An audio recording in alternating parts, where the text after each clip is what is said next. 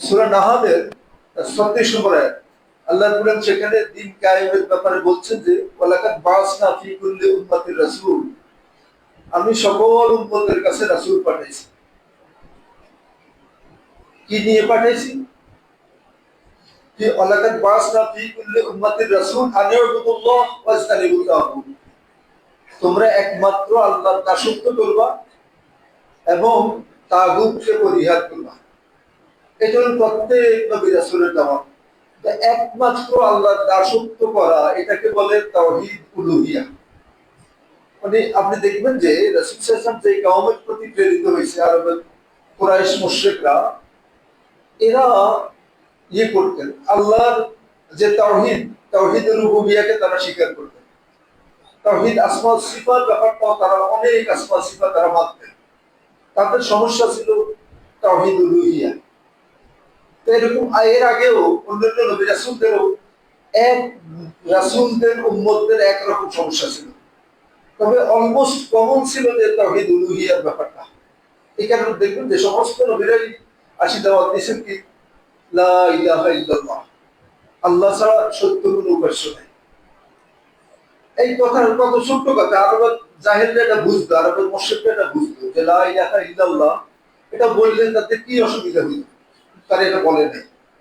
তারা বুঝতো যে তারা আরো যে সমস্ত তাদের বিভিন্ন জনের ইবাদত বন্দেগী করে বিভিন্ন পর্বে, যদি লা ইলাহা ইল্লাল্লাহ বলে তাহলে এগুলো থাকবে না। এই কারণে তারা আল্লাহ রাসূলের সাথে ছোট্ট ইস্যু দিয়ে রাসূল সাল্লাল্লাহু আলাইহি ওয়াসাল্লাম তারা আমানতদার মনে করতো। আল্লাহ রাসূল সাল্লাল্লাহু আলাইহি ওয়াসাল্লাম তারা তাদের বিচার ফায়সালায় সালিশ হিসাবে মানত যে উনি কি করবেন, নিরপেক্ষ কথা বলবেন, ইনসাফের কথা বলবেন, সব দিক থেকে আল্লাহ রাসূলকে তারা মনে করতেন, মেনে নিতেন। কিন্তু লা ইলাহা ইল্লাল্লাহ বলার ক্ষেত্রে তারা এখানে আসে আল্লাহ রাসূলের যত বিরোধিতা। এখন আমরা দেখি আমাদের এখানে যে সমস্ত ফেরকা গুলো ইকামতের দ্বীনের কাজ করে, আপনি দেখবেন একটা আছে যে সুফিবাদী ফেরকা। এই সুফিতে এদের যেই দাওয়াত, এর মধ্যে তাওহীদের নামগন্ধ নেই। আপনি তাওহীদ ছাড়া ওখানে অনেক কিছু পাবেন, শুধু তাওহীদটা পাবেন না। ওরাও দিন কায়েম করতে চাচ্ছে। এটা আপনি কোরআন সুন্নাহর মানদণ্ডের ফলাই দেখেন যে তাহলে এটা কোন দিন। এখন সুফিদের মধ্যে হাজার ফিরকা আছে, আমাদের এখানে অনেক, দেখবেন যে অমুক ফিরসাব আছে, তমুক ফিরসাব আছে, তমুক ফিরসাব আছে। আমরা নাম নিতে চাচ্ছি না, আমাদের মধ্যে হয়তো অনেকের আমরা দেখছি অনেক কষ্ট পায়। এই কষ্ট পাওয়াটা বিপজ্জনক। আমরা যদি শিরকের কথা বলার পর কোন ফিরকার মধ্যে শিরক আছে, শিরক আমরা যদি ওই শিরকের সমালোচনা করি, এরপরে যদি আমাদের কোনো ভাই কষ্ট পায়, এটা কিন্তু ঈমান খতরার মধ্যে পড়বে। ঈমান টিকানো কঠিন হয়ে যাবে। আপনি তাহলে আপনি কিসের লা ইলাহা ইল্লাল্লাহ বলেন? লা ইলাহা ইল্লাল্লাহ বলার মানে কি? মুসলিমের মানেটা কি? মুসলিম হলো যে আপনি কি করবেন, যে আল্লাহর দাসত্ব করবেন, আল্লাহর জন্য তাওহীদ সাব্যস্ত করবেন, তাই তো? আর শিরক এবং মুশরিকদের সাথে সম্পর্ক ছিন্ন করবেন। তাই এই মিনিমাম একটু না হলে কিন্তু কোনো ব্যক্তি মুসলিম না। মানে এই ব্যক্তি যত আমল থাকুক তার কোনো আমল হিসাবে আসবে না। এই যদি মিনিমাম এটা না হয় যে যে দাসত্ব করবে একমাত্র আল্লাহ, আর কি করবে, শিরক এবং মুশরিকদের সাথে সম্পর্ক ছিন্ন করবে। মানে আপনার সাথে শিরক থাকবে, তাহলে কিন্তু তাওহীদ থাকবে না। একটা আরেকটার জন্য একদম, মানে এটা থাকলে ওটা থাকবে না, উত্তর মেরু দক্ষিণ মেরুর মতো। তো সেই ক্ষেত্রে আমাদের জিনিসগুলো বুঝতে হবে যে আমরা অনেক সময় মাইন্ডই করি বসি, রাগ করি বসি, কষ্ট পাই বসি। এখন কষ্ট পাওয়া যে অনেক সময় আত্মঘাতী হয়ে যায়, এটা একটু চিন্তা করতে হবে। এটা দেখা যায় যে ওই ভালোবাসার কারণে এরকম হয়। আমরা অনেকে ভালোবাসি বিভিন্ন কারণে, হয়তো বাবা ভালোবেসে আসছে, দাদা, আরো আমরা মানে সিলসিলা ধরি এরকম চলছে আর কি। এটা আমরা নিজেরা কিছু বুঝি, বোঝার পরও একদম যে রাসূল সাল্লাল্লাহু আলাইহি ওয়াসাল্লাম সাহাবীদের মতো শিরক মানে শিরক, তাওহীদ মানে তাওহীদ। তাতে যদি বাবার বিরুদ্ধে যায়, সন্তানের বিরুদ্ধে যায়, তাহলে ও কি করবে, এটা ছেড়ে দিবে। আপনি দেখবেন যে আবু বকর রাদিয়াল্লাহু আনহু বদরের দিন, উনি কিন্তু একদম নরম হৃদয়ের মানুষ। আপনারা জানেন যে তেলাওয়াত করতে, এরপরে যখন ওনাকে ইয়ে থেকে বের করে দিতে চাইছে আরবের মুশরিকরা, তখন ইবনে দাগানা ওনাকে ওনার নিরাপত্তায় রাখছে। তো শর্ত দিছে কি, তুমি করতে পারবে না, এই তেলাওয়াত করে যে কান্নাকাটি করবা আর সালাত আদায় করবে, এগুলো প্রকাশ্যে পারবে না। তোমার এই কান্নাকাটি, সালাত, এগুলা দেখি আমাদের শিশুরা এবং আমাদের মহিলারা প্রভাবিত হয়। ওইদিকে ঝুঁকি পড়ার ঝুঁকি আছে। এই সমস্ত কারণে তুমি এই শর্ত যদি মানো, তাইলে আমার নিরাপত্তায় থাকবা। তুমি তো ভালো মানুষ, তুমি গরিব মানুষের উপকার করো, আত্মীয়তার হক আদায় করো, সামাজিক ভাবে এত কোনো কর্ম নেই যেগুলো তুমি করো না। তো উনি ছিল কিছুদিন এরকম ছিল, পরবর্তীতে উনি বলে যে না, এই নিরাপত্তা আমার দরকার নেই, আমি প্রকাশ্যে তেলাওয়াত করবো, আল্লাহর কালাম শুনি কাঁদবো, এরপরে সালাত আদায় করবো, যদি আমার এরপরে বের করে দেয় কারণ কারণ নিরাপত্তা থাকবে না। তো ওনার বদরের দিন আপনারা জানেন যে আব্দুর রহমান ওনার ছেলে আরবের মুশরিকদের পক্ষ হয়ে লড়াই করতে গেছে, আর উনি তো সেকেন্ড ইন কমান্ড। ওই দিন কিন্তু উনি একদম তলোয়ার হাতে নিয়ে আল্লাহ রাসূলকে বাধা দেওয়ার দায়িত্ব ছিল আবু বকর সিদ্দিক রাদিয়াল্লাহু আনহু। এত নরম মানুষ, কিন্তু প্রয়োজনে কতটা কঠোর কঠিন হতে পারে আল্লাহ দ্বীনের জন্য। ওনাকে তখন যুদ্ধের শেষে আব্দুর রহমান বলল, যখন ইসলাম গ্রহণ করছে, যে বাবা আমি সব সময় তোমার থেকে দূরে থাকতাম, দূরে থাকতাম এই কারণে তুমি আমার নাগালের মধ্যে আসলে আমি যদি তোমার সাথে যেন লড়াই না করতে হয়, তোমারকে আঘাত যেন না করতে হয়, আমি ছেলে হিসেবে এটা কিভাবে এটা করতে পারি। আবু বকর সিদ্দিক রাদিয়াল্লাহু আনহু বলছেন যে তোমাকে যদি আমি একবার পাইতাম কাফের হিসাবে, তা আমার সেখানে ছেলে আর মেয়ের ইয়ে ছিল না। এখানে কোনো এই যে রক্তের সম্পর্ক, নিম্ন সম্পর্ক, এগুলোর সাথে আমি আল্লাহর দাস, আমি রাসূলের উম্মাহ, আল্লাহর নির্দেশ আমার কাছে সব কিছু বুঝছেন জিনিসটা। তা এখানে দেখবেন যে আমাদের এখানে আমাদের এই সুফিদের যাদের কথা বলতেছি, এই সুফিদের কাছে দেখবেন যে রাসূল সাল্লাল্লাহু আলাইহি ওয়াসাল্লামের পার্সোনাল মহব্বত এত বেশি, একদম মহব্বতের জন্য এত বেশি দেখবেন যে এরকম সমুদায় আরো কত কিছু করে। আল্লাহ রাসূল সাল্লাল্লাহু আলাইহি ওয়াসাল্লাম জন্মের জন্য ইয়ে করে, ঈদে মিলাদুন নবী করে, সেটা 40 দিন যাবত, বা কেউ কেউ আরো বেশি দিন করে। আল্লাহ রাসূল দুনিয়াতে আসছে, অথচ রাসূল সাল্লাল্লাহু আলাইহি ওয়াসাল্লামের একটা সুন্নাহ তাদের কাছে, যারা এই সুন্নাহর ইত্তেবা করে, সুন্নাহর অনুসরণ করে, সুন্নাহর দায়ী, এরা হলো তাদের সবচেয়ে বড় দুশমন। আপনি দেখবেন এই যে ইয়ে ছিল আবু লাহাব, আবু লাহাব কিন্তু রাসূল সাল্লাল্লাহু আলাইহি ওয়াসাল্লাম যখন জন্ম হয়েছে, সুয়াইবা সম্ভবত যে দাসী, ওনারা যে খবর দিছে যে যে আপনার একজন ভাতিজা হয়েছে একদম চাঁদের মতো সুন্দর, তো বলে যে যা তুমি আজাদ করে দিলাম। বলে রাসূল সাল্লাল্লাহু আলাইহি ওয়াসাল্লাম ব্যক্তি রাসূলের জন্য মহব্বত আবু লাহাবের ছিল। ব্যক্তি রাসূলের জন্য মহব্বত আপনারা জানেন যে আবু তালেব, যখন শিবে আবু তালেব আল্লাহ রাসূল সাল্লাল্লাহু আলাইহি ওয়াসাল্লাম অবরুদ্ধ অবস্থায় ছিলেন, আপনারা জানেন তো 2 বছরের মতো রাসূল সাল্লাল্লাহু আলাইহি ওয়াসাল্লাম এই দ্বীনের জন্য আরবের মুশরিকরা সমস্ত সম্পর্ক ছিন্ন করছে। এখানে অনেক কষ্ট ছিল। সাহাবা কেরাম আজমাইন বলছেন যে এই যে স্টুল যেটা, পায়খানা যেটা ছাগলের যে দিন মতো হয়ে গেছে, মানে একটা পর্যায়ে ঘাস পাতা টাতা এগুলা খেয়ে অন্য কোনো খানা ছিল না, কেউ সবাই নন কপারেশন করছে যে এদেরকে কিছুই দেওয়া যাবে না। এই অবস্থায়ও আবু তালেব রাসূল সাল্লাল্লাহু আলাইহি ওয়াসাল্লামের রাত্রে সবাই জানতো যে একখানে শোয়াইছে, এক খাটে বা এক বিছনায়, লাইট যখন অফ হয়ে যেত তখন রাসূল সাল্লাল্লাহু আলাইহি ওয়াসাল্লাম ওখান থেকে সরাই করেন। কেন সরাইতো? যে রাত্রে আসি যদি আল্লাহ রাসূলের উপর আরবের মুশরিকরা আঘাত করে, আল্লাহ রাসূল যেন সেফ থাকে, নিরাপদ থাকে। তাহলে ব্যক্তি রাসূলের জন্য আবু লাহাব, আবু তালেব ওনাদের অনেক মহব্বত ছিল। এই মহব্বত দিয়ে ওনারা জান্নাতে যেতে পারবে? পারবে? তো মহব্বত করতে হবে কিসের জন্য? মহব্বত হবে রাসূল সাল্লাল্লাহু আলাইহি ওয়াসাল্লাম জান নিয়ে আসছে। আল্লাহ রাসূল সাল্লাল্লাহু আলাইহি ওয়াসাল্লাম লা ইউমিনু আহাদুকুম হাত্তা হাত্তা, মানে আমি যা নিয়ে আসছি যতক্ষণ পর্যন্ত কোনো ব্যক্তি এটার ইত্তেবা করবে আনকন্ডিশনাল, ততক্ষণ পর্যন্ত ব্যক্তি বাদ না। আল্লাহ রাসূল কি নিয়ে আসছে? রাসূল নিয়ে আসছে ওহী। ওহী মানে কি? কোরআন এবং সুন্নাহ, এই দুইটার নাম তো ওহী, মাতলুকারে মাতলুবিলাই ওহী। তো আল্লাহ রাসূল বলল যে এটাকে যতক্ষণ পর্যন্ত যে কেউ এটার মহব্বত না করবে, এটাকে ভালো না বাসবে, এটার ইত্তেবা না করবে, ততক্ষণ পর্যন্ত সেই বাদ না। এখন আমরা সুফিদের ব্যাপারগুলো দেখবো যে কম বেশি যত সুফির গ্রুপ আছে, এই সুফিদের কাজ হলো যে রাসূল সাল্লাল্লাহু আলাইহি ওয়াসাল্লামের ওই ইয়েতে উঠছে, হেরা গুহায়, ওখানে যায় ধ্যান করা। এখনো যায়, কেউ যায় না। রাসূল সাল্লাল্লাহু আলাইহি ওয়াসাল্লাম এর পরে যখন নবুয়ত প্রাপ্তির পর আর একদিন ওখানে যায়। এরপর রাসূল সাল্লাল্লাহু আলাইহি ওয়াসাল্লাম সাহাবীরা আল্লাহ রাসূলের জন্য জীবন দিতে এতটুকু ইয়ে করতেন, দ্বিধা করতেন না। সেই সাহাবা কেরাম আজমাইন কেউ কোনোদিন এরপরে আর ওখানে যায়নি, যে ওখানে যাওয়ার মধ্যে কোনো কল্যাণ নাই। কিন্তু আমাদের এখানে আমরা দেখি এখনো এই আমাদের দেশের অনেক মানুষ আছে যে দিন ধর্ম কোনো কিছু দেখা যায় যে বাইতুল্লাহ সালাত হচ্ছে, ওই সালাত যেই সালাতের প্রতি ওয়াক্তের প্রতি রাকাতের মর্যাদা হলো কি লক্ষ গুণ বেশি। আমরা এখানে যে 2 রাকাত পড়বো, ওখানে 2 রাকাত পড়লে কি হতো, এর চেয়ে লক্ষ গুণ বেশি সওয়াব। এই সালাত বাদ দিয়ে দেয় কিসের জন্য? ওই যে গাড়ে হিরায় উঠবে এবং উঠা কষ্ট করে, এখন যদি সিঁড়ি টিড়ি দিছে এরপর অনেক কষ্ট করে, তো সালাত বাদ দিয়ে দেয়। এরপরে দেখা যায় কি ইয়ে করে না, সালাত আদায় করে না, বলে যে এরা ওয়াহাবি, বাইতুল্লাহ ইমামরা এরা ওয়াহাবি। এবং অনেক আছে যে এরকম মনে করে যে কেন কিসের সালাত, সালাত করবো কেন, সাওম আদায় করবো কেন? আল্লাহর বলতে বলছেন যে যে ওয়াবুদ রাব্বাকা হাত্তা ইয়াতিয়াকাল ইয়াকিন, তোমরা আল্লাহর দাসত্ব করো কতক্ষণ পর্যন্ত? তোমাদের ইয়াকিন আসা পর্যন্ত। ইয়াকিন মানে বিশ্বাস, তাই তো?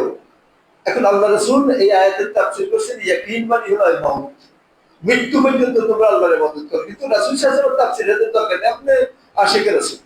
আল্লাহ রাসূল কি ব্যাখ্যা করছেন এটার দরকার নেই। তারা কি বুঝছেন, তাদের হাওয়ায় কি ইয়ে করছে, শয়তান তাদেরকে এগুলা দিয়ে তারা কি করে সালাত সাওম পর্যন্ত আদায় করে না।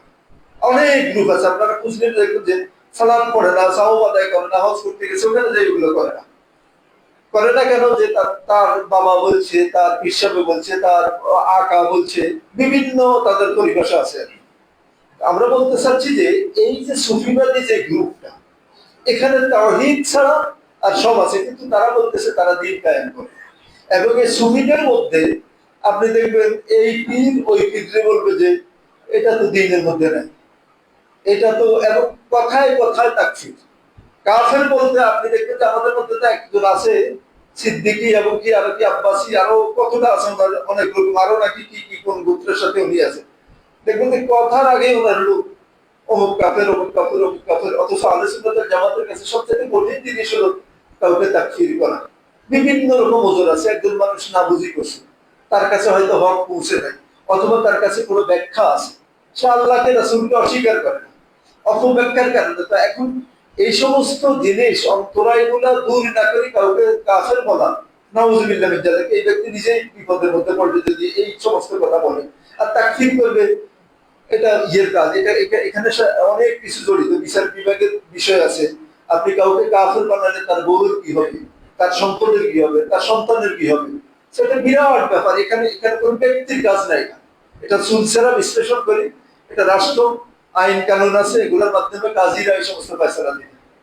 যাই হোক, তো আমরা বলতেছিলাম যে সুফিদের দ্বীন কায়েমের যে বিষয়টা, আপনারা একটু খেয়াল করলে, আমরা তো খুতবার সময় তো লিমিটেড, অনেক ফেরকা নিয়ে আমরা দৃষ্টি আকর্ষণ করতে চেষ্টা করব। তো সুফিদের মোটা দাগে হলো যে ওখানে শিরক আর বেদাত ছাড়া, এই শিরক আর বেদাত করাটাকে তারা বানাইছে কি এটা হলো দ্বীন কায়েম করা। আপনি দেখবেন যে রাসূল সাল্লাল্লাহু আলাইহি ওয়াসাল্লাম নূরের তৈরি, এটা কিন্তু আকীদাগত বিচ্যুতি। কোন ব্যক্তি যদি রাসূল সাল্লাল্লাহু আলাইহি ওয়াসাল্লামকে নূরের তৈরি মনে করে, তার কাছে কোরআন সুন্নাহ পৌঁছার পর এরপরে কিন্তু এই লোক নিজের ঈমান থাকবে না। কেন থাকবে না? আপনি দেখবেন যে সহিহ আকীদা মানে কি, ঈমানদার মানে কি, আল্লাহ এবং তার রাসূল যা সাব্যস্ত করছে, যা জানাইছে আমাদেরকে এটা মেনে নেওয়া। এটা যদি আপনি কোনোটা অস্বীকার করেন তাহলে কি আপনার ঈমান থাকবে? আল্লাহ রাব্বুল আলামিন বলতেছেন, কুল ইন্নামা আনা বাশারুন মিসলুকুম, হে রাসূল আপনি বলে দেন আমি তোমাদের মতো মানুষ। মানে বাশার হিসাবে, বাশারিয়াত মানুষ হিসাবে, মানুষের যেমন আপনার কাজায় হাজত আছে, তার খাওয়া লাগে, তার টয়লেটে যাওয়া লাগে, তার পেশাব করা লাগে, তার যৌনতার ব্যাপারগুলো আছে, এই সার্বিক যে মানুষ হিসাবে মানুষের যে দোষগুলো আছে, এগুলো সহই এই সমস্ত বৈশিষ্ট্য সহ আল্লাহ রাসূল মানুষ ছিলেন। তবে পার্থক্য কি ছিল? ইউহা ইলাইহি, আল্লাহ রাসূল আর অন্যদের মধ্যে, অন্য মানুষের মধ্যে পার্থক্য হলো মানুষ হিসাবে এক, কিন্তু রাসূল সাল্লাল্লাহু আলাইহি ওয়াসাল্লাম ওহী নাযিল হয়। এই কারণে আল্লাহ রাসূল ওহীর পাত্র, আল্লাহ রাসূলের শ্রেষ্ঠত্ব হলো ওহী পাত্র হিসাবে। কিন্তু বাশার হিসাবে তারা বলতেছে কি রাসূল সাল্লাল্লাহু আলাইহি ওয়াসাল্লাম নাউযুবিল্লাহ মিন যালিক, আল্লাহর নূর দিয়ে বানাইছে। এটার মানে হলো কি তারা রাসূলকে ওই যে যিনি আল্লাহ তিনি রাসূল, কি যিনি মুর্শিদ, বিভিন্ন রকম এগুলো কাছেই গোছাই, মানে আল্লাহ যিনি তিনি রাসূল, নাউযুবিল্লাহ মিন যালিক। অথচ আল্লাহ রাব্বুল আলামিন আমাদেরকে জানাইছেন আমরা সিজদা যাই বলি কি সুবহানা রাব্বিয়াল আলা। সমস্ত এই সমস্ত মাখলুকের যত লিমিটেশনস আছে, যত দুর্বলতা আছে, সমস্ত দুর্বলতা থেকে আল্লাহ পবিত্র। এবং তিনি সর্বোচ্চ। মাখলুক এবং খালেকের মধ্যে কোন রকম কোন সত্তাগত কোনো সম্পর্ক নেই। আপনি দেখবেন যে সমস্ত সৃষ্টির হলো সবচেয়ে বড় সৃষ্টি কি আরশে আজিম, এবং সমস্ত সৃষ্টির উপরে এই এই এই আরশে আজিমের উপরে হলো আল্লাহ রাব্বুল আলামিন সত্তাগত ভাবে। তাহলে আল্লাহর সত্তা আর মাখলুকের সত্তার কোনো কখনো এক হওয়ার কোনো সুযোগ নাই। এরা দেখবেন আমাদের এখানে এক সময় প্রচলন ছিল পানা বিল্লাহ, বাকা বিল্লাহ, এগুলো আপনারা তো শুনছেন। মানে আল্লাহর মধ্যে ফানা হয়ে যাওয়া, লীন হয়ে যাওয়া, আল্লাহর মধ্যে আল্লাহর সাথে স্থায়ী হয়ে যাওয়া, মানে আল্লাহর একটা নওয়াজুবিল্লাহ অংশ হয়ে যাওয়া, এটা হলো বাকা বিল্লাহ। এই সমস্ত জিনিস এগুলো হলো শিরকে আকবর। কেউ যদি এইরকম আকীদা নিয়ে দুনিয়া থেকে বিদায় হয়, এই ব্যক্তি চিরস্থায়ী জাহান্নামী। এবং এই আকীদাওয়ালা মানুষকে আপনি যদি জাহান্নামী মনে না করেন, আপনার নিজের ঈমানও থাকবে না। এত ভয়াবহ জিনিস। তাহলে এটা শিক্ষা দিচ্ছে কে? কিসের নামে? দিন কায়েমের নামে, দিনের দাওয়াতের নামে, রাসূল সাল্লাল্লাহু আলাইহি ওয়াসাল্লামের সুন্নাহর ইত্তেবার নামে। এই সমস্ত কারণে আমাদের সুফিদের ব্যাপারে আমি দেখছি, সুফিদের মধ্যে একটা গ্রুপও নাই, অন্তত বাংলাদেশে, যে সুফিদের আকীদা এবং মানহাজ কোরআন সুন্নাহর মাধ্যমে আপনি টিকাইতে পারেন। এসব একটা গ্রুপ নেই। আপনি যত মানে বলেন, ভালো পিসাব বলেন আর খারাপ পিসাব বলেন, আমাদের এখানে তো বলে যে হক্কানি পীর, আর হলো কি, আর হলো কি খারাপ পীর, বা হেদের ভাষায় হক্কানি নাম। আপনি হক্কানিরও পড়ে দেখবেন, আশিক মাসিক পড়ে দেখবেন, বেদে মারেফত পড়ে দেখবেন, যে কথায় কথায় শির। এটা হিন্দুরা এরকম এত জঘন্য জিনিস বিশ্বাস করে না। এটা হলো মানে ভালো হক্কানি পীরের আকীদা।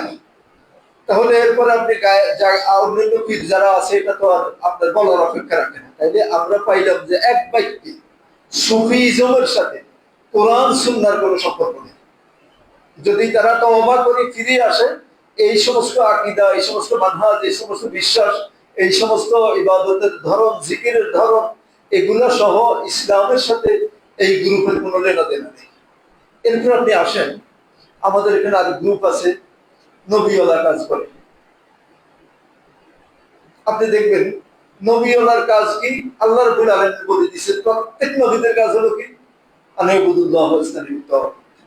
প্রত্যেক নবীদের কাজ ছিল যে আল্লাহর দাসত্ব হবে, লা ইলাহা ইল্লাল্লাহ, আল্লাহ ছাড়া সত্য কোনো উপাস্য নেই। সমস্ত উপাস্যকে অস্বীকার করবে, আল্লাহ রাব্বুল আলামিনের তাওহীদ প্রতিষ্ঠা করবে। এটা প্রত্যেক নবী রাসূলদের কাজ, এবং এটা হলো মূল কাজ। এরপর এটার সাথে কিছু আহকামগত দিক আছে, সেটা রাসূল সাল্লাল্লাহু আলাইহি ওয়াসাল্লাম এটা দাওয়াত দিয়েছেন, কিন্তু মূল কাজ দিয়েছেন। আপনি দেখবেন যে আমাদের রাসূল সাল্লাল্লাহু আলাইহি ওয়াসাল্লাম যে মক্কায় ছিলেন 13 বছর, সেখানে কিন্তু সালাতও ছিল না প্রথম অবস্থা। আপনারা জানেন যে মেরাজের পরে সালাত ফরজ হয়েছে।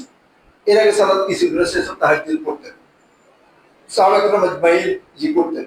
কিন্তু এই 5 ওয়াক্ত সালাত যেটা, এই সালাত ফরজ হয়েছে কখন? মেরাজ। মেরাজের ব্যাপারে যত যত ইখতিলাফ থাকুক, কিন্তু কোনো কেউ এটা দাবি করে না যে 10 হিজরির আগে হয়েছে, মানে মেরাজ সংগঠিত হয়েছে। মেরাজ সংগঠনের ব্যাপারে সবচেয়ে নির্ভরযোগ্য দিক হলো যে আমাদের মা খাদিজা রাদিয়াল্লাহু আনহা, ওনার মৃত্যুর পর মেরাজ সংগঠিত হয়েছে। উনি কিন্তু সালাত যে ফরমেটে সালাত, এই সালাত উনি পান নাই, ওনার মৃত্যুর পর সালাত ফরজ হয়েছে। তাহলে ওনার মৃত্যু হয়েছে কবে? নবুয়তের 11তম বর্ষে।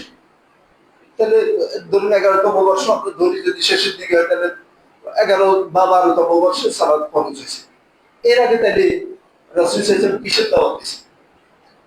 রাসূল সাল্লাল্লাহু আলাইহি ওয়াসাল্লাম দাওয়াত দিয়েছেন, দেখবেন যে আপনি বিভিন্ন ছিল, উকাজের মেলা ছিল, তারপরে ইয়েতে জুল মাজাজ ছিল, যেটা এখনো আপনারা যারা হজ করতে গেলে আপনারা যদি খেয়াল করেন, এটা হলো জামারা, যে বড় জামারা যেটা, এটার পাশেই মসজিদে বাইয়াত একটা আছে, যেখানে রাসূল সাল্লাল্লাহু আলাইহি ওয়াসাল্লাম এই মেলায় যাইতেন, দাওয়াত দিতেন। বিভিন্ন আরবের বিভিন্ন অঞ্চল থেকে মানুষ আসতেন, এবং ওই দাওয়াতের মধ্যেই ইয়াসরিবের যে প্রথম যাদেরকে দাওয়াত দিয়েছেন এই ওখানে জুল মাজাজের মেলা। পরবর্তীতে আপনারা জানেন যে ওনারা আসছে, আরো বছর হয়ে আসছে, ওই জায়গায় যে মসজিদটা, এটাকে মসজিদে বাইয়াত বলে। এটা রাসূল সাল্লাল্লাহু আলাইহি ওয়াসাল্লাম দাওয়াত দিতেন, প্রত্যেককে দাওয়াত দিতেন কি? কুল লা ইলাহা ইল্লাল্লাহ তুফলিহুন, তোমরা বলো যে আল্লাহ ছাড়া সত্য কোনো উপাস্য নেই, তাহলে তোমরা কি হয়ে যাবে? তোমরা কামিয়াব হয়ে যাবে। তো এরপরে তো সেখান থেকে ওনারা ইয়ে করলেন, এই গ্রুপ দাওয়াত দিলেন, এরপরে চলে গেলেন, পরের বছর আসলেন। এইভাবে তো ওনারা আল্লাহ রসুলকে দাওয়াত দিলেন যে আপনার এখানে থাকার দরকার নেই, আমরা আপনাকে সমস্ত রকম নিরাপত্তার ব্যবস্থা করবো, আপনি আরামসে সেখানে দাওয়াত দিবেন। পরবর্তীতে আপনারা জানেন যে ওখানে নেতৃত্বে ওনারা বললেন যে আমরা তো ভালো দাওয়াতি কাজ করতে পারি না, শরীয়ত সম্পর্কে ব্যাপক এলেন নাই, তো ভালো একজন দাঁড়িয়ে দেন যিনি এরকম ইয়ে করবে, আমরা যত রকম সহযোগিতা সেগুলো করবো, উনি আসল জিনিসটা কথাটা পৌঁছাবে। তো মুসাব ইবনে উমাইর রাদিয়াল্লাহু আনহুর নেতৃত্বে তো সেখানে একটা বিপ্লব হয়ে গেছে। যেহেতু আমাদের মূল কথা সেটা না, আমাদের কথা হলো যে রাসূল দাওয়াত দিয়েছেন কিসের? তাওহীদের দাওয়াত দিয়েছেন। তো রাসূলের এখন নবীওয়ালা কাজ কি? নবীওয়ালা কাজ হলো তাওহীদ কায়েম করা। নবীওয়ালা কাজ হলো কি? রাসূল সাল্লাল্লাহু আলাইহি ওয়াসাল্লাম যে আনিত শরিয়া, এই শরিয়ার দিকে মানুষকে আহ্বান করা, এই শরিয়া বাস্তবায়ন করা। আমাদের এখানে দেখবেন এই গ্রুপ তো আছে, এই গ্রুপের সাথে তাওহীদের কোনো সম্পর্ক নেই। এরা দেখবেন যে ফজিলত সংক্রান্ত কথা, এবং যত ফজিলতের ম্যাক্সিমাম হলো যে জাল জয়ী দ্বারা সাব্যস্ত। আপনারা একদম আল্লাহর রাস্তে দেখবেন যে এদের ফাজাইলের গ্রন্থগুলো পড়ে দেখবেন কিছু সহি কথা আছে, এটার সাথে হাজারটা আছে জাল জয়ী। তাহলে আপনাকে তো জাল জয়ী নিয়ে আল্লাহর কোরআনে তো রাসূল পাঠায়নি। রাসূল পাঠাইছে কি? এবং রাসূল সাল্লাল্লাহু আলাইহি ওয়াসাল্লাম বলছেন এই দিনকে আমি রেখে যাচ্ছি কিরকম? এখানে রাত ও দিনের মতো, মানে এখানে অস্বচ্ছ অবস্থায় রেখে যাচ্ছেন, একদম স্বচ্ছ স্ফটিকের মতো স্বচ্ছ করে আল্লাহ রাসূল সাল্লাল্লাহু আলাইহি ওয়াসাল্লাম দিনটাকে রেখে গেছে। পরবর্তীতে খোলাফায়ে রাশিদিন এটাকে স্বচ্ছ অবস্থায় রেখে গেছে। এরপরে দেখবেন যে উমাইয়াদের সময়ও কিন্তু এই আকীদাগত কোনো সমস্যা হতে দেয়নি। উমাইয়ারা একটা পাতলাই কোনোভাবেই, তাদের অনেক রকম ত্রুটি বিচ্যুতি ছিল, কিন্তু আকীদার ক্ষেত্রে তারা কোন রকম করে বিচ্ছুতি সহ্য করেন। শাসকটাকে খুঁজি এদেরকে ইয়ে করছে, হয় হত্যা করছে, না হয় নির্মূল করে দিচ্ছে। আব্বাসীয়দের খেলাফতকালে আসি, কিছুটা যখন ইয়ে হলো, যে মামুন ক্ষমতায় আসলো, আসার পর ইয়েগুলো হলো যে ভারতীয় যে দর্শন অথবা গ্রিক দর্শন, এগুলো আরবিতে অনুবাদ হওয়ার পর আস্তে আস্তে আকীদাগত বিচ্যুতি শুরু হলো। তো আমরা বলতে চাচ্ছি যে নবীওয়ালা কাজ মানে হলো কি? তাওহীদ। নবীওয়ালা কাজ হলো কি? সুন্নাহ। এগুলো বাদ দিয়ে অন্য যারা যেই নামে ডাকুন, এগুলো নবীওয়ালা কাজ না, এটার সাথে দ্বীন ইসলামের দূরতম সম্পর্ক নেই। এরপরে আরো গ্রুপ হলো, এখন দেখবেন যে দিন কায়েমের জন্য এটা ইয়ে করে, মানে তারা বিভিন্ন গ্রুপ দল আছে, ইসলামী দল, আমাদের অনেক ইসলামী দল আছে। এই ইসলামী দলগুলো আমি বেশি গভীরে যাওয়ার সুযোগ না, মোটা দাগে আপনাদেরকে বলি। নির্বাচন কমিশন যা এলাউ করে, মানে নির্বাচন কমিশন দিন নাজিল করে, এই দিন ওনারা আমাদেরকে এখানে কায়েম করতে আসে। অথচ দিনের ব্যাপারে দিন নাজিল করার দায়িত্ব কার? এই কোরআন নাজিল করছে আল্লাহ রাব্বুল আলামিন। এখন এই কোরআনের সাথে এই দিনের সাথে সাংঘর্ষিক কিছু হলে আপনি কি কম্প্রোমাইজ করবেন, নাকি ওগুলো উপেক্ষা করবেন? আপনার কাজ কি? আপনার কাজ কি উপেক্ষা করা না কম্প্রোমাইজ করা? কম্প্রোমাইজ করে ঠিক আছে, যেহেতু এটা বলছে একটু এটার সাথে একটু যোগ করে, এটা একটু বিয়োগ করে, এগুলো করার সুযোগ আছে। আপনি দেখবেন সূরা কাহাফ আজকে আপনারা অনেকে পড়ছেন, যারা পড়েন নাই যে পরিপালনের হাদিস শরীফে সূরা কাহাফের শুক্রবারে পড়ার ব্যাপারে ফজিলতের কথা আছে। সূরা কাহাফের যে তিনটা ঘটনা আছে, প্রথম ঘটনা কি? কাহাফ যে যুবকরা যে কাহাফে ঢুকছে, কেন ঢুকছে? এই দিন কায়েমের ইস্যুতে ওনারা তাওহীদ তারা বুঝছে, তাওহীদ বুঝার পর শাসক বলল যে না, এই তাওহীদ এখানে চলবে না। তাদেরকে কি করছে? হত্যা করার জন্য তাদেরকে খুঁজতেছিল, তারা পালাই গেছে কোথায়? গুহায়। তারা কিন্তু কম্প্রোমাইজ করেনি, তারা ওখানে গুহায় পালাইছে, আল্লাহর উপরে তাদেরকে প্রোটেকশন দিয়েছে, শাসক শেষ হয়েছে, এরপরে তারা বেরিয়ে আসে, তাই তো? এখন আমরা যদি এখানে দিন কায়েমের জন্য যাই, এরপরে দেখা যায় কি নির্বাচন কমিশন আমাদেরকে বললো যে আপনার ইয়ে করা লাগবে, ওই যে সেকুলার এই ইস্যুস গুলো আপনার মানতে, না হয় কিন্তু আপনি জঙ্গি। আপনি 30% নারী নেতৃত্ব আনতে, না হয় কিন্তু আপনি জঙ্গি।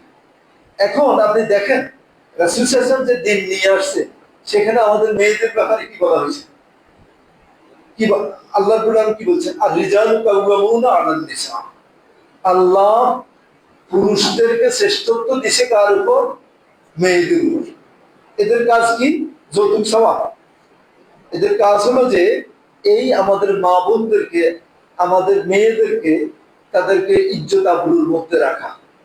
যদি না রাখে, যদি কম্প্রোমাইজ করে, তাহলে কি হইব? এই কোন রকম কোন শরীয়ত বিরোধী কর্মকাণ্ড করতেছে আপনার মেয়ে, কিন্তু আপনি ওভারলুক করতেছেন। আপনি কি দায়ুস? দায়ুস কি জান্নাতে প্রবেশ করবে? এখন যদি আমাদেরকে সংবিধান নাজিল করলো যে এটা কোরআনের সাথে সাংঘর্ষিক, আপনি বললেন যে না, দিন কায়েমের জন্য আমি এটা ইয়ে করলাম, আমি কম্প্রোমাইজ করলাম। আর আসহাবে কাহাফ কি করছে? দিন কায়েমের জন্য গুহায় আশ্রয় দিচ্ছে, কম্প্রোমাইজ করে নাই। রাসূল সাল্লাল্লাহু আলাইহি ওয়াসাল্লাম কি কোথাও আরবের মুশরিকরা প্রস্তাব দিছে না, কুল ইয়া আইয়ুহাল কাফিরুন লা আ'বুদু মা তা'বুদুন ওয়া লা আনতুম আ'বুদুনা মা আ'বুদু লাকুম দীনুকুম ওয়ালিয়া দীন? তারা কত প্রস্তাব দিছে না যে আপনি এক বছর আমাদের এগুলোর ইবাদত করেন, আমাদের মূর্তি টুকতে আরেক বছর আমরা করি। মানে এত সংঘাতের দরকার কি? মিলেমিশে একসাথে সরি, ওই যে কমিউনিস্ট পার্টি আর ইসলামিক পার্টি, সেকুলার পার্টি, জাতীয়তাবাদী সব মিলে আমরা একসাথে থাকি। রাসূল সাল্লাল্লাহু আলাইহি ওয়াসাল্লাম এটা মেনে নিয়েছিল? মানার সুযোগ আছে? কি বলছে? আল্লাহ বলেছে কুল ইয়া আইয়ুহাল কাফিরুন লা আ'বুদু মা তা'বুদুন ওয়ালা আনতুম আ'বুদুনা মা আ'বুদু ওয়ালা আনা আ'বুদু মা আ'বাদতুম ওয়ালা আনতুম আ'বুদুনা মা আ'বুদু লাকুম দীনুকুম ওয়ালিয়া দীন। তাই তো কথা স্পষ্ট না? এখন স্পষ্ট জিনিসের মধ্যে আপনাকে এত কম্প্রোমাইজ করার এখতিয়ার কে দিয়েছে? নারী নেতৃত্ব হারাম আপনার সংবিধানে ছিল, আপনার মাসাইলে ছিল। এখন নারী নেতৃত্ব কি হয়েছে? আপনি যদি নির্বাচন করতে হয়, পলিটিক্স করতে হয়, ক্ষমতায় যেতে হয়, তাহলে ওই যে নির্বাচন কমিশন যেটা নাজিল করতেছে, নির্বাচন কমিশনটা আমার নাজিল করতেছে কিন্তু ওই যে দ্বীনের দুশমন পাশ্চাত্য যা নাজিল করতেছে এখানে সেটা আপনার উপর ইমপ্লিমেন্ট করতেছে। আপনি আসছেন কি এগুলা নিয়ে দিন কায়েম করতে? আপনি যে কমিউনিস্ট পার্টি, যে নির্বাচন কমিশনের যে শর্ত, এগুলা মেনে এই দেশে পলিটিক্স করতেছে, ঠিক একই শর্ত আপনিও ইয়ে করতেছেন। তাহলে কমিউনিস্ট পার্টি হইল কি? ওরা হইল আল্লাহর দ্রোহী। আপনি হইলেন কি? আশিকের রাসূল, দিন কায়েমের সোল এজেন্ট। এই সমস্ত জিনিস দিয়ে দিন হবে না, অন্য কিছু হতে পারে। আর আমরা ব্যবস্থা আমাদের ভাই বোনরা কেউ থাকলে মাইন্ড করিও না, যদি আমাদের ভুল হয় আমাদেরকে সংশোধন করে দেন, ধরাই দেন, আমরা তওবা করি, ইয়ে করি, বাবা আর খুতবা দিব যে না এটা ঠিক আছে, এরকমই ঠিক আছে। আর না হয় আল্লাহর রাস্তে সংশোধন হয়ে যায়। কাল কিয়ামতের দিন এগুলা দিয়ে পার পাওয়া যাবে না। পার পেতে হলে কি করতে হবে? কোরআন সুন্নাহর মানদণ্ডে দুনিয়া থেকে বিদায় হতে হবে।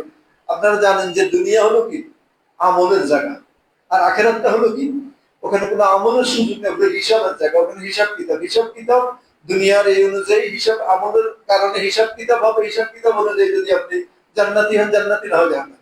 মাঝখান দিয়ে আর কোনো গ্রে অথবা ডট ডট কোনো কিছু নেই, সুস্পষ্ট জিনিস। আল্লাহ রাব্বুল আলামিন বলছেন, আল্লাহ রাসূল বলছেন আল হালালু বাইয়িনুন ওয়াল হারামু বাইয়িন। হারামও সুস্পষ্ট, হালালও সুস্পষ্ট। কোন রকম কোন সুরের গোশত হারাম এই ব্যাপারে কোন রকম কোন স্পষ্টতা নেই। আল্লাহর নাম ছাড়া যে সমস্ত জিনিস জবাই করা হয় হারাম, কোনো অস্পষ্টতা নেই। প্রবাহমান রক্ত হারাম, কোনো অস্পষ্টতা নেই। এই কারণে দ্বীনের মধ্যে কোনো অস্পষ্টতা নেই। আপনারা আল্লাহর রাস্তে একই জিনিস করবেন, একই জিনিস করি আপনারা আমাদেরকে বুঝাবেন যে আপনারা দিন কায়েম করবেন, ওরা দিনের ধ্বংসকারী। অথচ একই অথরিটি নিয়ে একই শর্তে আপনারা লাগিয়ে করতে আসেন। বুঝছেন জিনিসগুলা? এখন বাঁচার উপায় কি? আরো অনেক ফেরকা আছে, আমাদের সময় এত বেশি নেই, আমি শেষ দিয়ে দিচ্ছি। বাঁচার উপায় হলো যে আল্লাহর দ্বীনে ফিরে আসা। রাসূল সাল্লাল্লাহু আলাইহি ওয়াসাল্লামকে আল্লাহ রাব্বুল আলামিন যা দিয়ে পাঠিয়েছে কিয়ামত পর্যন্ত, এর বাইরে নতুন কোনো আর কিছু আসবে না। অনেক রকম ফিতনা আসবে, অনেক রকম ফিরকা আসবে, অনেক রকম দলাদলি আসবে, অনেক রকম বিচ্যুতি আসবে, ডেভিয়েশন আসবে, কিন্তু ওই দিন জান্নাতে যারা যাবে ওই শর্ত মেনেই আপনাকে জান্নাতে যেতে হবে। আর আপনাকে আল্লাহ রাব্বুল আলামিন এরকম করে নাই। আল্লাহ কি চমৎকার কথা বলছেন, লা ইউকাল্লিফুল্লাহু নাফসান ইল্লা উসআহা। আপনার যদি সামর্থ্য না থাকে, সাধ্য না থাকে, আল্লাহ রাব্বুল আলামিন আপনাকে এটার জন্য পাকড়াও করবেন না। আপনাকে পাকড়াও করবেন আপনি যে এই যে অ্যামালগেট করতেছেন, আপনি যে এক হক বাতিল যে মিক্স আপ করতেছেন, অথচ আল্লাহ বলতেছে কি ওয়ালা তালবিসুল হাক্কা বিল বাতিল ওয়া আনতুম তা'লামুন, তোমরা জেনে বুঝে হক আর বাতিলকে একসাথে করো না। আপনি হক আর বাতিলকে একসাথে করতেছেন, আপনি বলেন কি আমি বাধ্য হইছি। আসহাবে কাহাফের বাধ্য হয়নি? রাসূল সাল্লাল্লাহু আলাইহি ওয়াসাল্লাম বাধ্য হয় না, বাধ্য হয়ে কি করছে, হিজরত করছে। বাধ্য হয়ে ওখানে মোরশেদের সাথে কম্প্রোমাইজ করেন। আপনি না পারলে আপনি চুপ থাকেন, আপনি বলেন যে আল্লাহ আমি পারি নাই, আমার ক্ষমতাও ছিল না। তা আপনার দাওয়াতের যে সুযোগ আছে এই দাওয়াতের সুযোগ না। যদি দাওয়াত যদি আপনি মুখের প্রকাশ্যে বলার মতো আপনার হিম্মত না থাকে, পরিবেশ না থাকে, তাহলে আপনি গোপনে বলেন। তাও বলার সুযোগ না থাকলে আপনি কি করেন, আপনি মনে মনে ঘৃণা করেন। সেই মুসলিমের তো হাদিস আছে তো, সেই এটা হলো যে হাদিসের রাবি হলো আবু সাঈদ খুদরি রাদিয়াল্লাহু আনহু। তিনি বলেন যে রাসূল সাল্লাল্লাহু আলাইহি ওয়াসাল্লাম আমাদেরকে বলছেন যে মান রাআ মিনকুম মুনকার ফালিয়ুগাইয়ির বিয়াদিহি, তোমাদের মধ্যে কেউ যদি কোনো আল্লাহর নিষিদ্ধ, শরিয়া নিষিদ্ধ কোনো জিনিস দেখো, তাহলে ক্ষমতা প্রয়োগ করে, শক্তি প্রয়োগ করে এটাকে নির্মূল করে দাও। ফাইন লাম ইয়াস্তাতি, যদি তোমার এই অবস্থা না থাকে, তুমি ক্ষমতায়ও নাই, মসজিদ কমিটির সভাপতিও না, ইমামও না, এখন এখানে মসজিদে বেদাত হচ্ছে, তুমি তখন কি করো, তুমি তাদেরকে মুখে বলো যে সাহেব অথবা ইয়ে সব, ওই যে কমিটির সভাপতি সব, যেগুলো হচ্ছে এগুলো কিন্তু কোরআন সুন্নাহ এগুলো পারমিট করে না। এই বিচ্ছুতি হচ্ছে, আল্লাহর রাস্তায় এগুলো সংশোধন করেন, না হয় দায়িত্বশীল হিসাবে কালকে আমাদের দিন আপনারা আল্লাহর আদালতে পাকড়াও সম্মুখীন হবেন। আমার এলএমসি জানাইছি, সংশোধনের আলহামদুলিল্লাহ না হলে দায় দায়িত্ব আপনাদের। আল্লাহ রাসূল সেটাই বলছেন যে ফালিয়ুগাইয়ির বিয়াদিহি ফাইন লাম ইয়াস্তাতি ফাবিলিসানিহি, তখন তুমি এই কথা বলো যে ভাই বা শায়েখ অথবা নেতা যে যা করতেছেন, আপনি যে আমাদেরকে জাতীয়তাবাদী বা সেকুলারিস্ট হতে বলতেছেন, এটা তো শরীয়ত পারমিট করে না। আপনি যে আমাদেরকে সুদের ইকোনমি প্রতিষ্ঠা করছেন, এই সুদ তো দ্বীনের মধ্যে যায় না। আপনি যে আমাদের অফিসের মধ্যে সালাত কায়েমের কোনো ব্যবস্থা রাখেন নাই, যদি কাল কিয়ামতের দিন এটার জন্য আপনাকে মুসলিম শাসক হিসেবে আল্লাহ বলছে আল্লাযীনা ইয়ামাক্কানুহুম ফিল আরদ আকামুস সালাত, আল্লাহ যদি কাউকে কোন মুসলিমকে রাষ্ট্রীয় ক্ষমতা, পরিবারের ক্ষমতা, যেখানে যে কর্তৃত্ব দেয়, তার প্রথম কাজ হলো আকামুস সালাত, সালাত কায়েম করবে, ওয়া আতাউজ যাকাত, যাকাত আদায় করবে, যাকাতের ইকোনমি কায়েম করবে, ওয়া আমারু বিল মারুফ ওয়া নাহু আনিল মুনকার, সৎ কাজের আদেশ করবে, অসৎ কাজ থেকে মানুষকে বিরত রাখবে। সৎ কাজ কি? সবচেয়ে বড় সৎ কাজ হলো তাওহীদ। আর নিষিদ্ধ অসৎ কাজ কি? সবচেয়ে বড় অসৎ কাজ হলো শিরক। তাহলে শাসকের দায়িত্ব হলো সালাত কায়েম করা, যাকাত, ইকোনমি কায়েম করা। শাসকের দায়িত্ব হলো যে তাওহীদ প্রতিষ্ঠা করা, শাসকের দায়িত্ব হলো শিরক নির্মূল করা, তাই তো? এখন এটা করতেছে না, তাহলে আপনি পার্টি একটা বানানোর দরকার নেই। আপনি বলেন শাসককে, আপনার যাকে ক্ষমতা দিচ্ছে তাদের বলেন, আপনার ওই ক্ষমতা থাকলে, এলেম থাকলে, যে যা করতেছেন এগুলা কোরআন সুন্নাহ সম্মত না। আমি এটা বুঝছি কোরআন সুন্নাহ এইভাবে আছে, আপনাকে বলছি আপনি সংশোধন হলে ভালো, আপনি সহ আমরা সহ জান্নাতে থাকবো। যদি না থাকেন তাহলে আপনি ওই ফেরাউন, নমরুদ, হামান, আবু জাহেল এদের কাতারে পড়বেন। আর না হয় যদি মানেন তাহলে আবু বকর, ওমর, উসমান রাদিয়াল্লাহু আনহু সহ জান্নাতে থাকবেন। এখন আপনি কোনটা দিবেন সেটা আপনার ব্যাপার। আসসালামু আলাইকুম। এটা বাইতুল মুকাররমে বা পল্টনে জনসভা করি, সমালোচনা করা, অপমান করা, হেনস্থা করা, এগুলো আল্লাহ এবং তার রাসূল শিক্ষা দেয়। আপনি একান্তে যে শাসককে বলেন যে আপনার এই ঘাটতি আছে, মানলে আলহামদুলিল্লাহ, না মানলে তাকে ক্ষমতা দিছে আল্লাহ তার কাছে বুঝে দিবে। আপনি কেন এত ফিরকা, এত দল, এত হিজবি এগুলো কেন বানাচ্ছেন? অথচ আপনি দেখেন, আমি সহিহ মুসলিমের একটা হাদিস বলি, বুখারী মুসলিম দুইটাতে হাদিসটা আছে, এটা বলি আমার খুতবার প্রথম অংশটা শেষ দিতে চাচ্ছি। আব্দুল্লাহ ইবনে মাসউদ রাদিয়াল্লাহু আনহু হাদিসের রাবী, তিনি বলেন যে লা ইয়াহিল্লু দামু মরিইন মুসলিম, আল্লাহ রাসূল বললেন যে কোন মুসলমানের রক্ত হালাল না। কতক্ষণ? কোন মুসলমান? মান শাহিদা আল্লাহ ইলাহা ইল্লাল্লাহ ওয়া আন্নী রাসূলুল্লাহ, আল্লাহ ছাড়া সত্য কোনো উপাস্য না এবং আমি আল্লাহর রাসূল। এই সাক্ষ্য যেই ব্যক্তি দিবে তার রক্ত মানে হারাম, তার রক্ত হালাল না, তাকে হত্যা করা যাবে না। ইল্লা বিহাদা সালাস, তবে এই তিন কারণে হত্যা করা যাবে। একটা কি? সাইয়্যিবুন জানি, মানে সাইয়্যিবুজ জানি, বিবাহিত জিনাকারী। বিবাহ করার পর যদি জেনা করে, এর পৃথিবীতে বাঁচার কোনো রাইট নেই। এর শাস্তি হলো রাষ্ট্র ইয়ে করবে, শাস্তি বাস্তবায়নকে শাস্তির মৃত্যুদণ্ড। আর দুই নম্বর হল কি? অন্নাফসু বিল নাফস, আপনি যদি কাউকে অন্যভাবে হত্যা করেন তাহলে রাষ্ট্র বিচার করে আপনার মৃত্যুদণ্ড দিয়ে দিবে। সেই ক্ষেত্রে কিছু অপশন আছে। অপশন হলো যাদের মারছেন তার আত্মীয় স্বজন যদি দিয়ত নিয়ে আপনার সাথে একটা আন্ডারস্ট্যান্ডিং আসে, তাহলে বাঁচার একটা উপায় আছে। তিন নম্বর হইল আত-তারিকু লিদ্বীন ওয়াল মুফারিকু লিল জামাআহ। তিন নম্বরটা হলো কি দ্বীন ত্যাগ করা এবং মুসলিম জামাত থেকে বিচ্যুত হওয়া। এই যে দলাদলি করা, এই মুসলিম জামাত থেকে মূল জামাত থেকে বিচ্যুত হয়ে আপনি ফেরকাবাজি করবেন, আল্লাহ রাসূল বলেছেন যে এটা হত্যাযোগ্য। তাহলে আমরা আল্লাহর হস্তে বিনীতভাবে আমাদের যে সমস্ত ভাইরা বিভিন্ন ফেরকার সাথে জড়িত, এই আমরা ওনাদেরকে একটু আহ্বান জানাবো, আপনারা তো মুসলিম, জান্নাতে যাওয়ার প্রত্যাশা করেন, জান্নাতে যাওয়ার, প্রত্যেকে জান্নাতে যেতে চায়। তো জান্নাতে যাওয়ার জন্য যিনি জান্নাতের মালিক, তিনি তার বার্তাবাহকের মাধ্যমে এই সমস্ত কথা জানাইছেন, আমাদের নিজের কোনো কথা না। আমরা আল্লাহ রাব্বুল আলামিন আমাদেরকে আল্লাহ এবং আল্লাহ রাসূলের কথা বুঝে সংশোধন হওয়ার তৌফিক দান করুন। আল্লাহ রাব্বুল আলামিন আমাদের যারা মারা গেছে তাদেরকে জান্নাত নসিব করুন।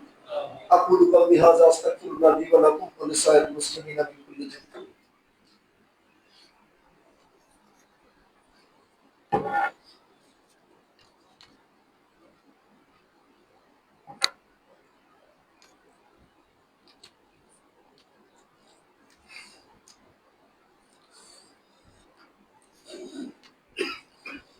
الحمد لله وحده والصلاة والسلام على من لا نبي بعد أما بعد.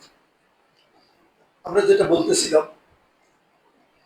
যে দিন কায়েমের নামে যে সমস্ত জিনিসগুলো হচ্ছে, এগুলোর কারণে মুসলিম উম্মাহ বিভ্রান্ত হচ্ছে। আমরা আমাদের যে সমস্ত ভাইরা এই সমস্ত কর্মের সাথে জড়িত, কোরআন সুন্নাহ পারমিট করে না, আমরা তাদের দৃষ্টি আকর্ষণ করছি, আল্লাহর ওয়াস্তে আপনারা আপনাদের যে কর্মকাণ্ড এটা পুনর্মূল্যায়ন করুন। পুনর্মূল্যায়ন করে যদি কোরআন সুন্নাহর মানদণ্ডে টিকে আলহামদুলিল্লাহ, যদি না টিকে আপনারা তওবা ইস্তিগফার করে এগুলো ছেড়ে দেন। এই অঞ্চলের যে সমস্ত স্বল্প শিক্ষিত, অশিক্ষিত, বিশেষ করে দ্বীনের ব্যাপারে আমাদের শিক্ষা খুবই কম, এই অশিক্ষিত মানুষগুলোকে আর বিভ্রান্ত করিয়েন না। আল্লাহ রাব্বুল আলামিন যারা এই সমস্ত কর্মের সাথে জড়িত, আল্লাহ তাদেরকে হেদায়েত করুন, আল্লাহ তাদেরকে সঠিক বুঝ দান করুন। আল্লাহ রাব্বুল আলামিন আমাদেরকে এই ফিতনাগুলো থেকে যেন আমরা বাঁচতে পারি, আল্লাহ আমাদেরকে তৌফিক দান করুন। আমরা যারা আল্লাহ রাব্বুল আলামিনের রহমতেই দ্বীনের মূল যেটা, যে সাহাবা কেরাম আজমাইন যে অর্থে দ্বীন বুঝছে, কোরআন সুন্নাহ যে অর্থ বুঝছে, আকীদা রাসূল সাল্লাল্লাহু আলাইহি ওয়াসাল্লাম যে আকীদা শিক্ষা দিয়েছেন ওই আকীদা বিশ্বাস করি, এবং সাহাবা কেরাম আজমাইনের মতো আমরা যেই রাস্তায় চলছে, যেভাবে চলছে, এইভাবে চলার যে আল্লাহ তৌফিক দিয়েছেন, আল্লাহ রাব্বুল আলামিন আমাদেরকে আরো বেশি তৌফিক দান করুন।